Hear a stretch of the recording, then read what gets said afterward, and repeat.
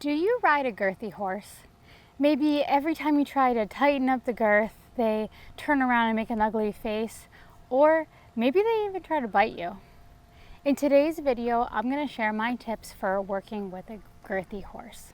I'm Julia, this is Rumba, and you're watching the EC Network's weekly show. If you do ride a girthy horse, I usually like to not necessarily think of training as the first line of defense for a girthy horse.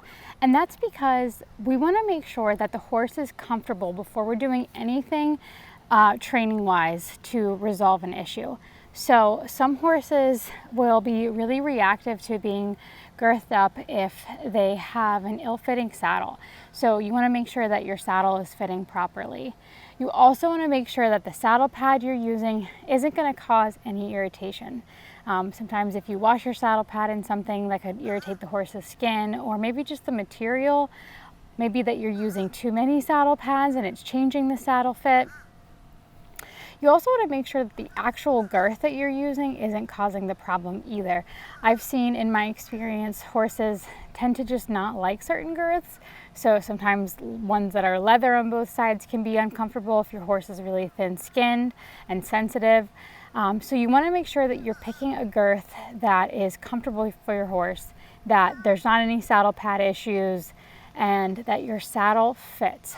Those are the first questions and things that you want to figure out before you go into the step of working through any sort of bad behavior during girthing up. I want to also share a little bit about Rumba here and her background. She's sleeping here. So Rumba was actually bred to be a cutting and reining horse. So she has a Western riding background, and she was used on a ranch as a young horse as what's called the turnback horse. So in the equestrian sport of cutting, basically what happens is a rider will cut a horse from the cattle, from a herd of cattle, and then the turnback person helps them with cutting that cow. And oftentimes the head trainer is the one on the actual cutting horse, and then interns will be the ones riding the turnback horses. So Rumba was a great sport, not the best cutting and reining horse, so she ended up being a turnback horse, and therefore got ridden by a lot of working students, a lot of interns. And when you're working on a busy ranch like that, things get done pretty fast, and I think she was girthed up pretty quickly and probably by a few people who didn't have quite enough experience, so she picked up some bad behaviors along the way. Now, I've mentioned in previous videos that she has been in my family for a long time, so we have worked through a lot of this, but recently as she's come back into work, she still has these behaviors, and so I thought it would be good to turn on the cameras and just work through a little bit of it with her and you today. So going back to what I just said about making sure that saddle fit and everything's in good shape, she does have a good fitting saddle. I think that could have contributed to some of the issues in the past if she had some soreness in her back. But the saddle fits. I use a very comfortable fleece girth on her, so we've sort of gone through all of that, but we just need to kind of reframe her relationship that she has with the girthing process. So that's what we're going to do next. Okay, we're back. We've put the saddle on Rumba, and now we're going to go through the girthing process. Now you can already see, I don't know if you'll be able to see it there, she really made the face, but she pins her ears and she pulls her nose up, and she just sort of shows her distaste for the whole process. So we want to just change her relationship to the girth.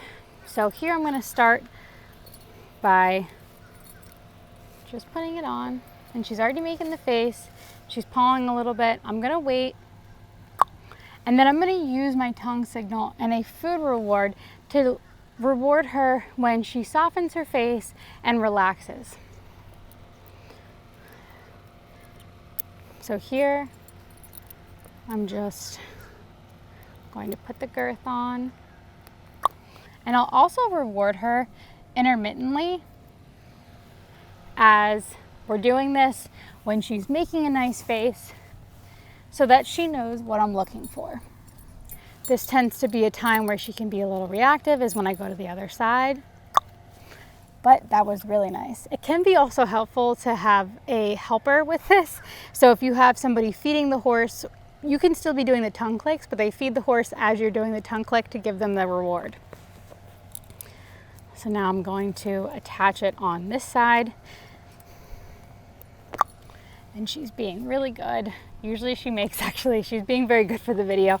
Normally she makes some pretty ugly faces, and she actually nipped me the other day. So she's not putting on a great show, but she's doing really well.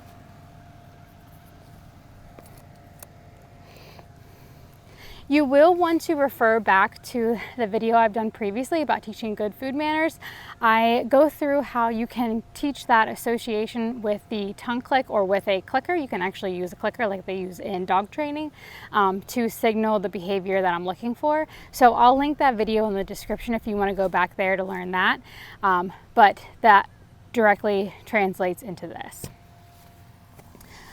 When I'm working with a girthy horse too, I'm always very careful to not tighten too fast. So I go literally one hole at a time. And I'll get my treat ready. So there she made an ugly face. I'm just gonna wait. I'm gonna hold the girth the same, and I'm gonna wait for her to soften. Oh, and she dropped the treat. That's okay. That's where sometimes I like to use grain for this, because it's something that I'm rewarding a lot for.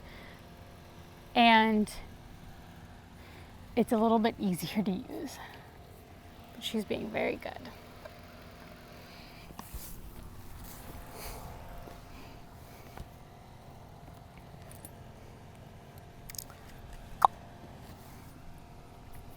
And there she kept her face very pleasant.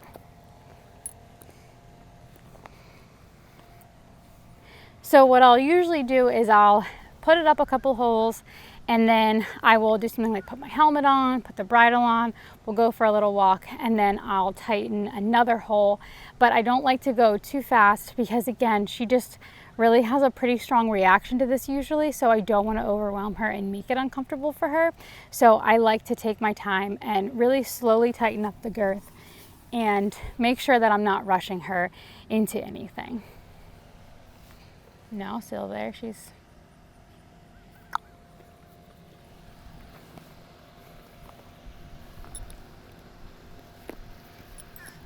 There. It's time to put the bridle on and go for a ride. I hope that these tips have been helpful for you. If you ride a girthy horse, I would love to hear in the comments if you give this a try, how it works for you.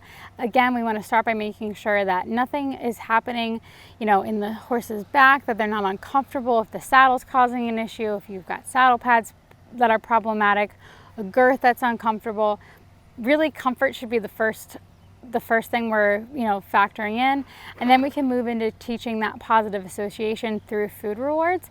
And again, I'll link that video below about how I teach the tongue click to signal the correct response from the horse. And we're going to go a lot deeper into this in a few weeks. I'm doing a whole video on positive reinforcement, so you'll kind of have a more understanding of how that works as far as learning theory and how we train and work with our horses.